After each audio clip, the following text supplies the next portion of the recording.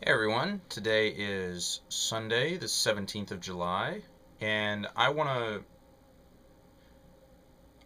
to be sharing a lot of memories from Star Wars Galaxies in the next few weeks, months, days, whatever, leading up to the Twilight. However, but right now, I'm only going to give you this one. I pre-ordered the game, and I had two pre-orders, oddly enough. One of them was from me, one was from my mom, who pre-ordered it for my birthday, which I didn't know. So I went out and I pre-ordered it, and then she said, "Oh, here's the pre-order information." Oh, okay, I got to go to GameStop or EB or whatever and cancel one of the pre-orders. So I did that. Um, and so I had it pre-ordered since the original launch date was somewhere around February 2003, and they pushed it back to June. So June 25th rolls around, I install this game. Mind, I'm running a 56K modem. We did not have cable internet in our house. And we hadn't ever really needed it. So I load up the game, I get in the game. I don't recall much of a tutorial aside from a droid in your inventory telling you here's how you shoot, here's how you equip, this is what happens when you do this is what happens when you do this, here's how you get experience this way and this way and this way, and here have some cool stuff, and then he was done.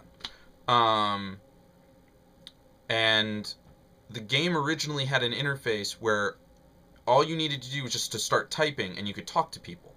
You had to hit Alt and then whatever in order to actually do stuff.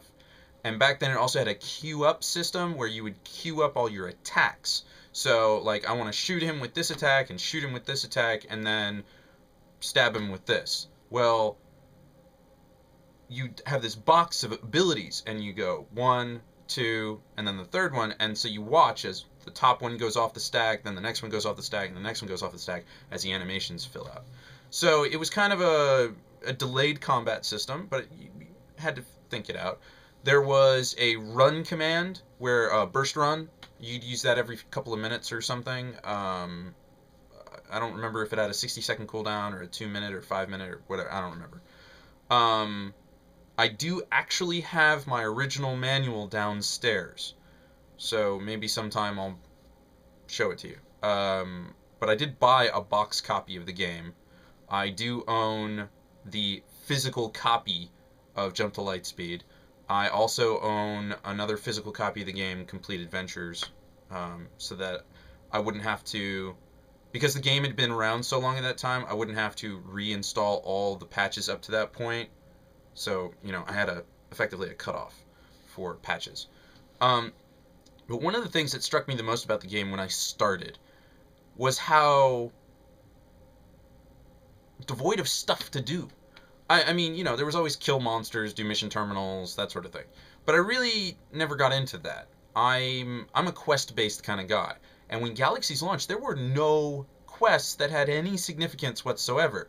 Yeah, there was like the occasional quest that you get like these Zix bug bombs or something.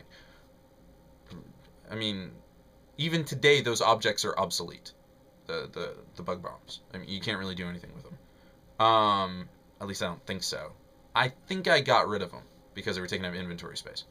But anyways, I mean, back then you had to physically take all your stuff out of your bank account to relocate your character to another bank account, essentially. Um, Now you didn't have to do that for your money, but you had to do that for your stuff in the safety deposit box because that was rooted to one location. Over time they did other stuff.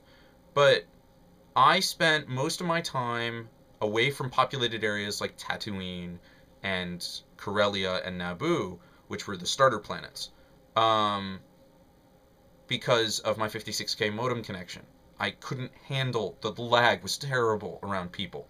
So I went to places like the moon of Naboo, Rory, and there's that little town in the northeast corner of the map called Restus. No one was ever there.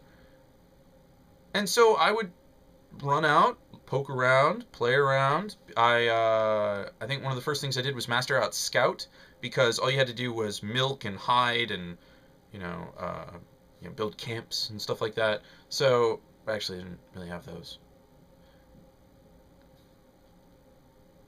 Anyways, But I remember like baseline profession trees being like marksman and scout and medic, and I mean they had a lot of them. And in fact, I have my book downstairs that'll there's a lot of stuff that has changed over the years.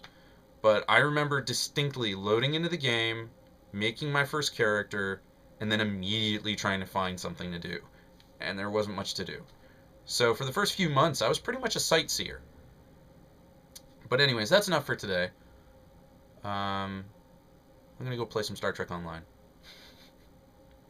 Until next time.